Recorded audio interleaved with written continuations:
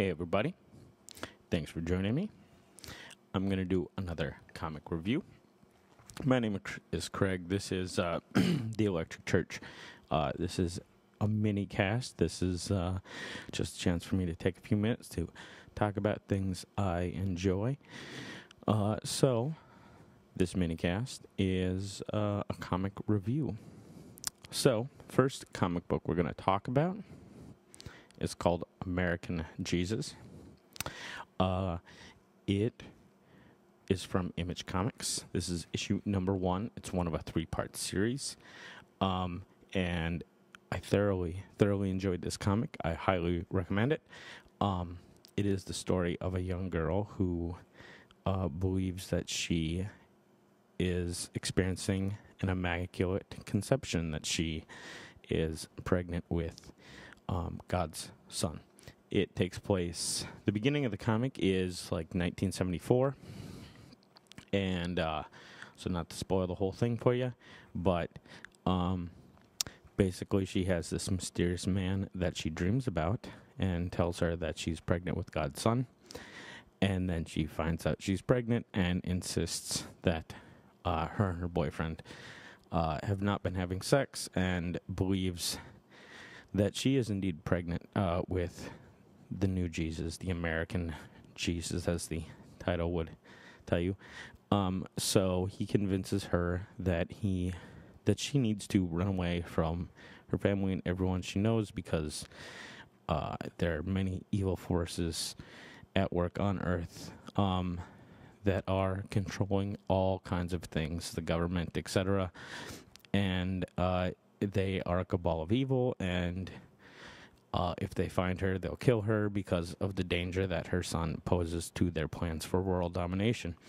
So it was an interesting story. I liked how they brought in all kinds of real-world historical events as future events, as predictions for future events, because the story takes place in 1974. So this is one of 3, and I really enjoyed it. As is typical in comic book fashion, they leave you on a cliffhanger to buy the next issue, which I'm gonna do. 3 issues, I'm locked in on this story. I want to find out what happens, and I highly recommend this. American Jesus, the New Messiah, issue 1 from Image Comics. It was written by Mark Miller and penned by Peter Gross. So definitely check that one out.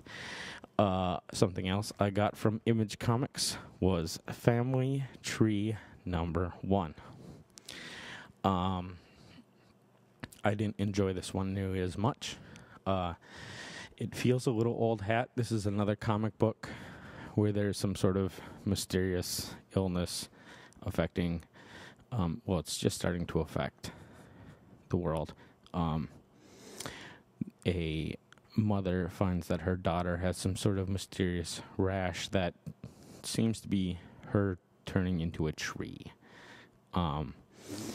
So, I've read a lot of comics this year about some sort of mysterious illness ending the world. So I was a little impressed. It felt like I've read this story before, except the daughter wasn't turning into a tree. Kind of interested in seeing where the story goes from here. But, overall, not really impressed. By the way, this whole video is done in black and white. The images are in color. These are not black and white comics. I apologize for the lack of color, but I just kind of thought black and white was a little more art house for this comic review. So the last thing I'm going to be reviewing today is Squirrel Girl number 50. Now, I know this came out in November, but I just got around to reading it.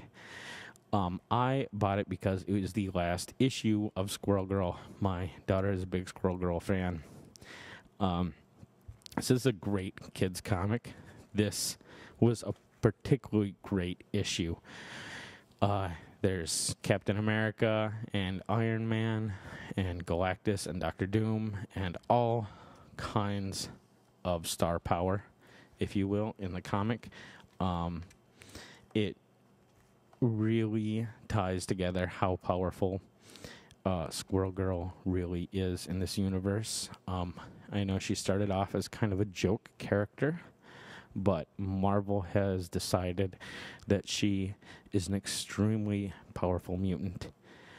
And I've thoroughly enjoyed the few Squirrel Girl comics that I have read, even though they are meant for kids. They're fun stories, and adults can totally enjoy them too. So this was a great way to end the series. It really featured Squirrel Girl and her greatest power, which isn't necessarily her actual powers, but her ability to be diplomatic and talk people out of doing really bad things. So it was a great message. There was a great message about how, hey, we need to talk to each other, and just because somebody hates me doesn't mean I'm going to hate them back. People deserve the chance to change, etc., etc. So it's a great, great message for kids and adults. Like I said, definitely a kids comic. Doesn't mean you as an adult can't enjoy it.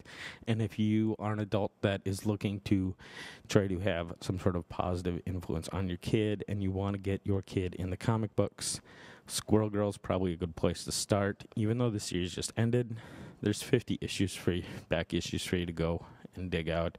You can, of course, get trade paperbacks and omnibuses that collect most to all of these comics together.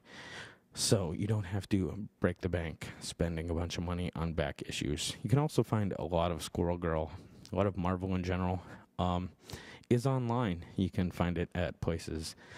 Just Google free comics online, and they have pop-ups and regular ads.